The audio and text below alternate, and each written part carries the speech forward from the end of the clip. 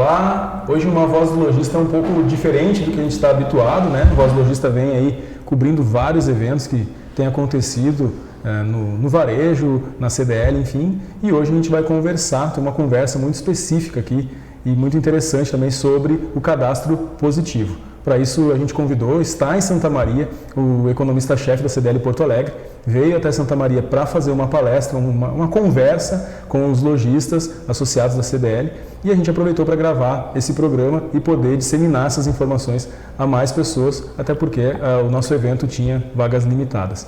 Está com a gente também a Josi Carina, que é supervisora regional da SCPC, e a gente vai conversar hoje um pouquinho sobre o que é, afinal de contas, né, o cadastro positivo, que mudanças ocorreu com ele.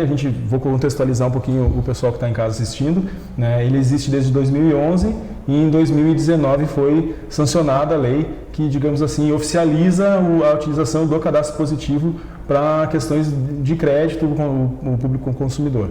Então, vou conversar com o Oscar, estava chamando ele de Frank já, conversar um pouquinho com o Oscar. Ele vai explicar para a gente o que é o cadastro positivo, como essas mudanças impactam no consumo, o que as lojas também precisam fazer para aderir, se é que precisam. Então, tudo isso a gente vai conversar a partir de agora, e queria já agradecer aí a presença dos dois em Santa Maria por terem aceitado o nosso convite de vir até aqui e elucidar essas questões. Perfeito. Então, antes de mais nada, quero agradecer pelo convite, dizer que é uma alegria muito grande estar conversando contigo e também com os telespectadores. Bom, foram várias questões que foram levantadas aí. Acho que a gente pode começar do princípio, ou seja, o que é a definição do cadastro positivo. Então, o cadastro positivo ele é um banco de dados com informações de adimplemento, ou seja, de pagamento dentro do prazo.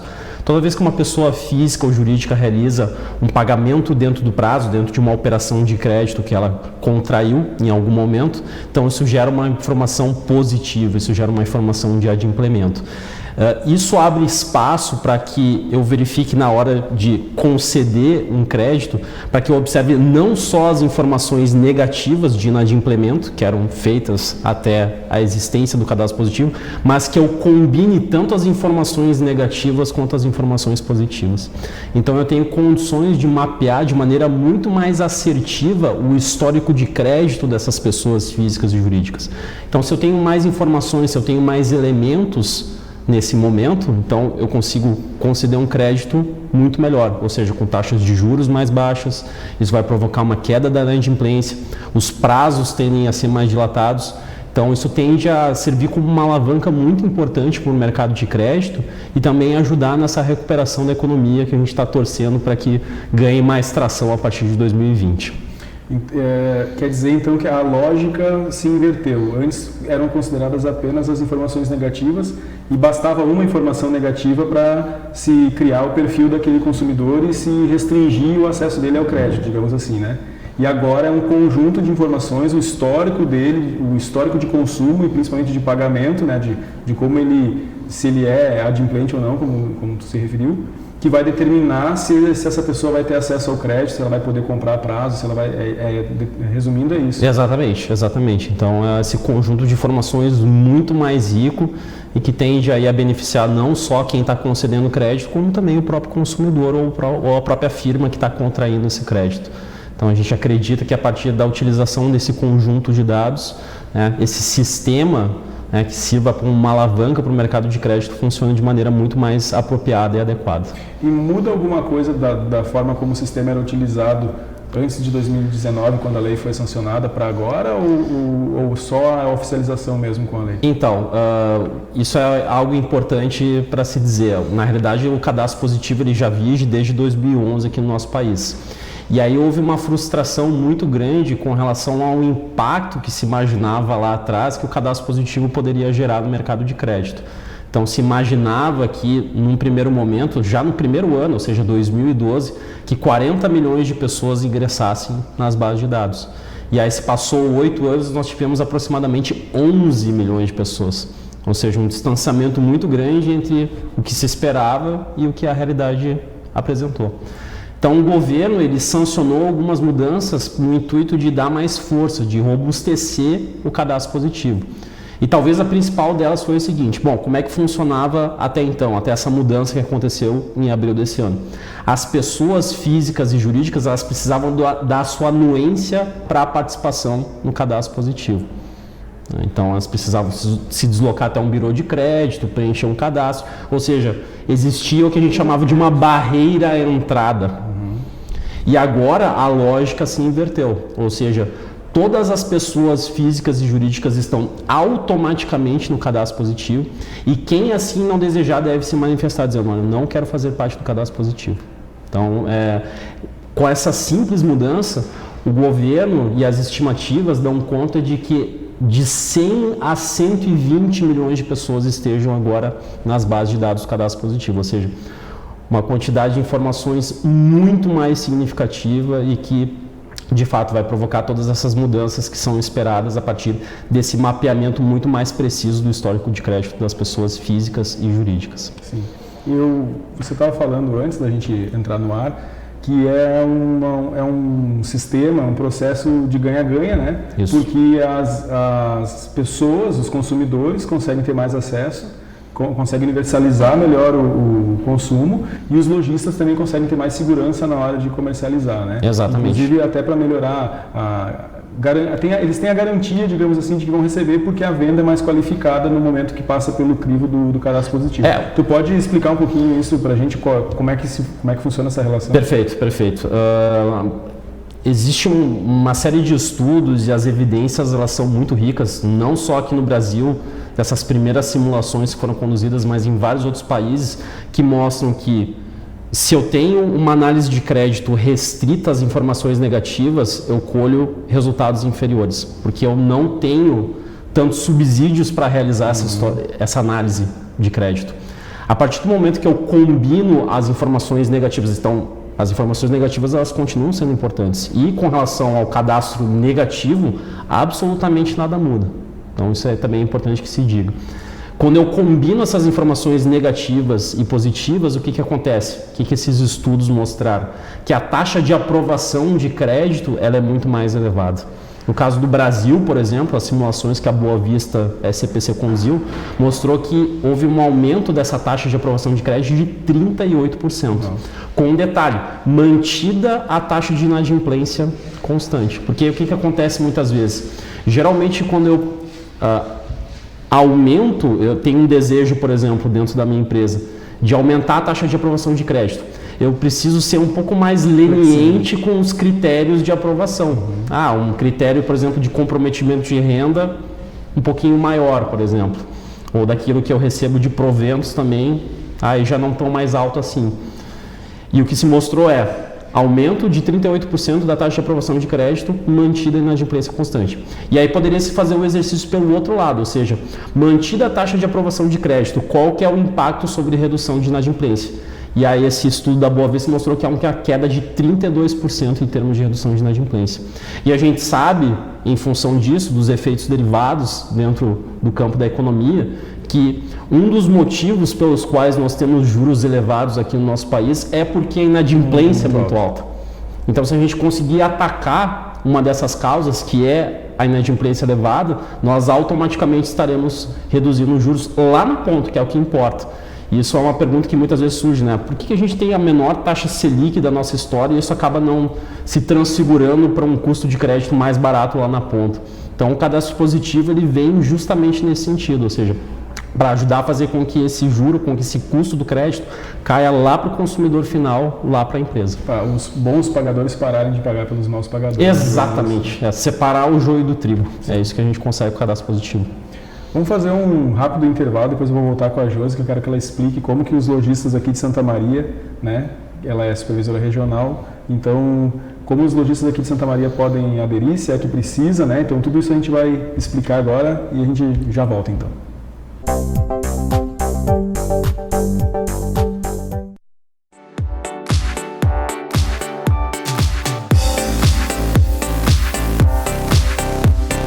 A CDL Santa Maria vem há mais de 50 anos prestando serviços de informação.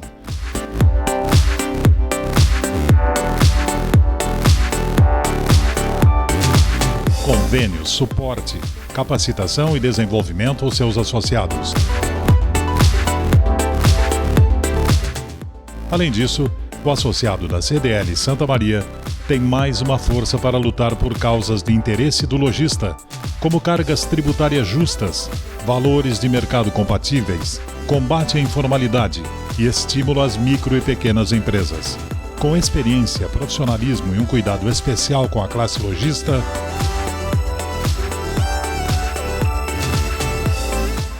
é que a CDL Santa Maria continua inovando e aperfeiçoando seus serviços, dedicando-se ao máximo para desenvolver as empresas da cidade.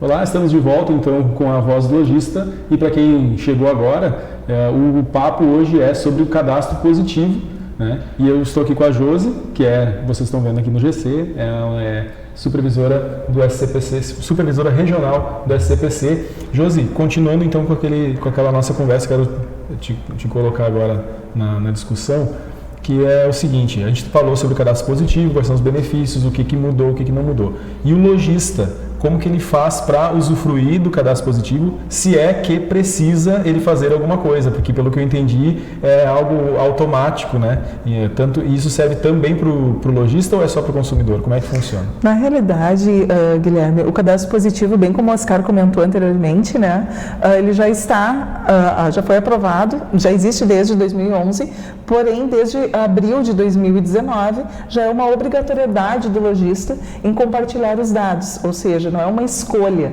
ele já é obrigado a compartilhar os dados positivos, dados de adimplemento.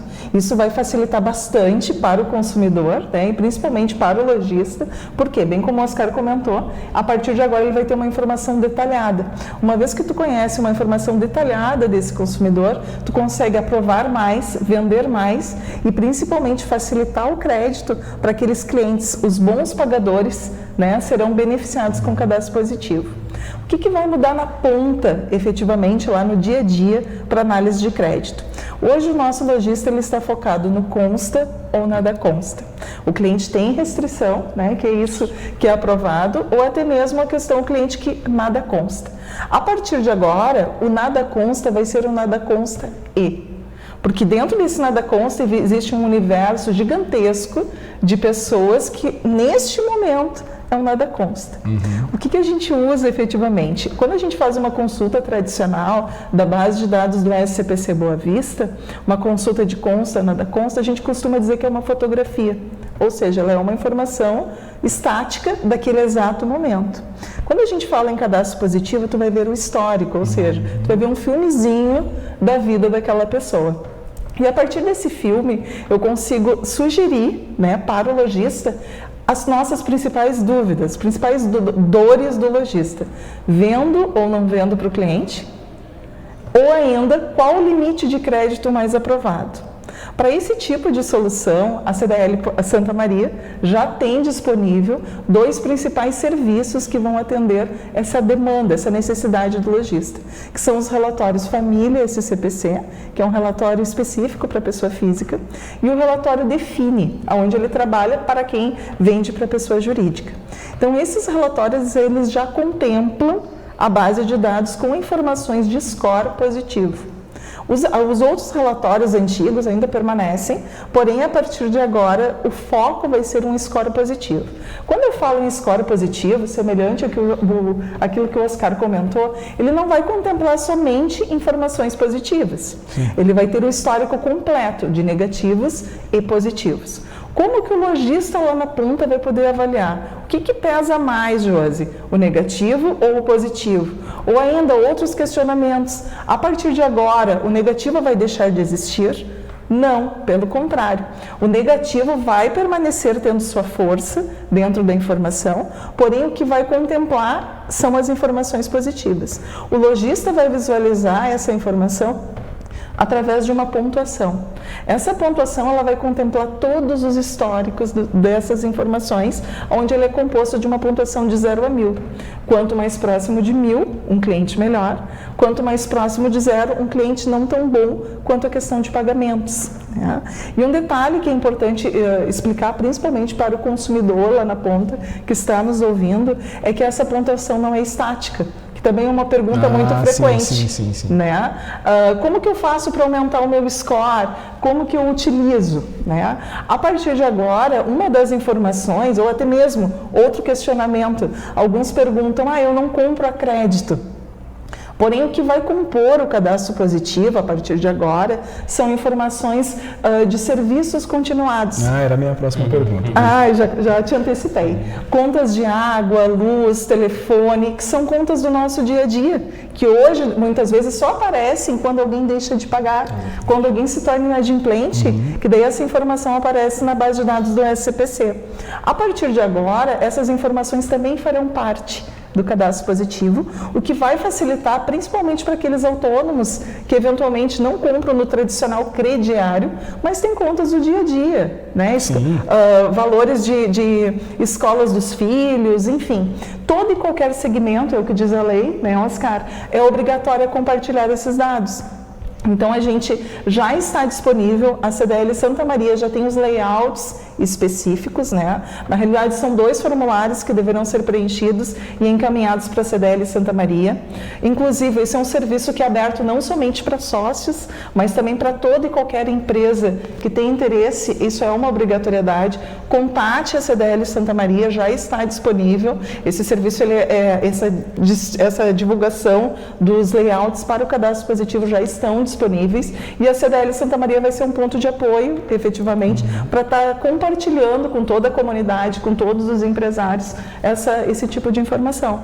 Então, acho que é super positivo, né, fazendo um trocadilho aqui na informação, para todo mundo. Para o lojista, porque vai vender mais, e principalmente para o consumidor, que vai conseguir ter um conhecimento maior, né, para poder comprar e principalmente adquirir, né, os serviços. E para o consumidor que ele está na dúvida, tu falou que o score não é estático, né? De quanto em quanto tempo o score da pessoa atualiza? Por exemplo, ele sabe que ele não está... eu atrasei umas contas e tal, mas ele já está programando que ele quer fazer uma compra no final do ano, em algum momento, ele quer trocar de carro, ele precisa ter um bom score. Então, que medidas ele tem que tomar? De quanto em quanto tempo ele tem que melhorar, digamos assim, o histórico de pagamento dele para o score dele aumentar, ficar mais próximo de 1000 e ele melhorar o crédito, por exemplo? Na realidade, quando a gente fala em score, ele é um composto de mais de 300 variáveis. Sim. Inclusive tem a questão de renda presumida, falando em pessoa física ou empresa, né, os dados de faturamento dessa empresa.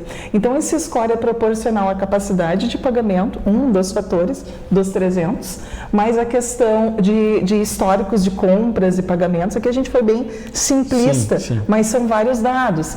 A questão da sazonalidade, a região, o estado, uma série de fatores que acabam compondo essa nota de score.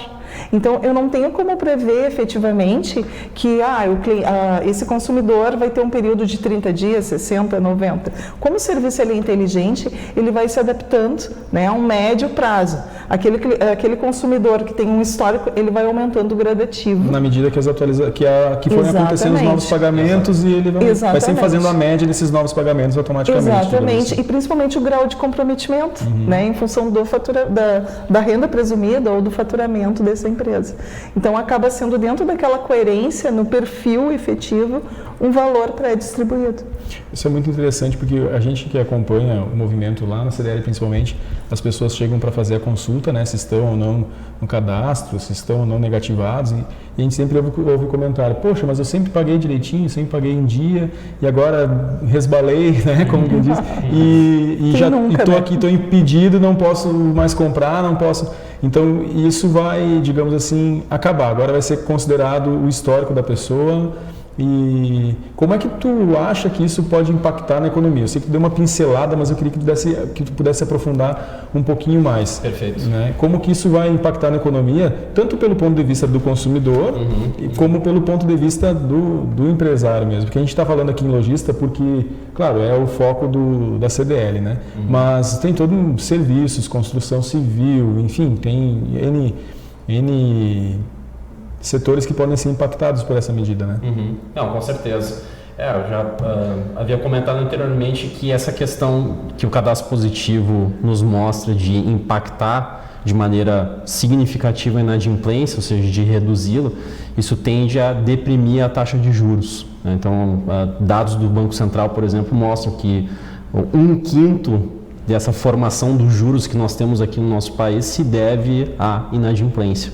Ou seja, na medida que a gente ataca essa questão, a gente tende a ter taxas de juros mais baixas, de novo, com a devida importância lá na ponta, lá para o consumidor final, lá para a empresa. Isso então é bastante relevante. E na medida que o custo do crédito é menor, que eu consigo aumentar o número de operações, a gente consegue desenvolver o mercado de crédito. E especialmente quando a gente compara os dados internacionais, compara o Brasil com outros países, não só os desenvolvidos, mas também algumas nações emergentes, a gente vê que esse tamanho do mercado de crédito no nosso país, ele é ainda muito diminuto.